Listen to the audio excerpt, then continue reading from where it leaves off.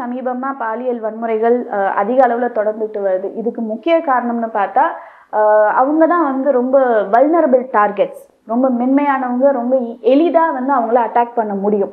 அதனால என்ன ஆயிடுது, ஆண்களுக்கோ இல்ல அந்த குடும்பத்துக்கு தெரிந்தவங்களோ, சொந்தக்காரங்களோ, வயதானவர்களோ இல்ல பெண்களாவே இருந்தாலும் சரி, ஈஸியா வந்து அட்டாக் செய்ய முடியுது. இந்த மாதிரி சிறுமிகளை அட்டாக் பண்ணும்போது அவங்க வெளியில மோஸ்ட்லி சொல்றது இல்லை, அவங்களுக்கு அது தப்புன்னு தெரியாது. அண்ட் அப்படியே வந்து சொன்னாலும் உங்க அம்மாவை கொன்றுவேன், அப்பாவை கொன்றுவேன் அப்படின்னு மிரட்டும் போது அவங்க அதை சொல்லவும் மாட்டாங்க. அண்ட் நிறைய வீடுகளில் வந்து இதை ரிப்போர்ட் பண்ணுறதும் இல்லை, குழந்தையோடைய ஃபியூச்சர் பாதிக்கப்படும் அப்படின்னு சொல்லிட்டு அண்டர் ரிப்போர்ட்டடாக போயிட்டு இருக்குது. ஸோ இதெல்லாம் வந்து சிறுமிகள் மேலே ஈஸியாக அட்டாக் பண்ணுறதுக்கு காரணமாயிடுது.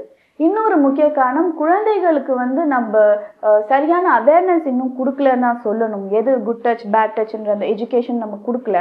அது தவிர வந்து அவங்களுடைய ட்ரெஸ்ஸிங் ஆகட்டும், குழந்தைகளுக்கு இருக்க வேண்டிய இக்னரன்ஸை நம்ம மெயின்டைன் பண்ணணும். சில நேரங்களில் குழந்தைகளும் பெரியத்தனமாக நடந்து கொஞ்சம் ப்ராப்ளம்ஸ் கிரியேட் பண்ணுற மாதிரியான சூழல்களும் இருந்துகிட்டு இருக்கு. ஸோ குழந்தைகளுக்கு அவங்களுடைய உலகத்தை, ரொம்ப அழகான உலகத்தில் அவங்களை இருக்க விடணும். அதை விட்டுட்டு அவங்கள வலுக்கட்டாயமாக நம்ம தவறான பாதைகளை இழுக்கிறதும் ஒரு விதமான பாலியல் வன்கொடுமை தான். அதை பண்ண ஆரம்பிச்சா அடுத்தது வந்து ஃபிசிக்கல் அபியூஸும் நடக்கும். ஸோ இதில் வந்து அகெயின் பேரண்ட்ஸுக்கு ரொம்ப முக்கியமான பொறுப்பு இருக்குது.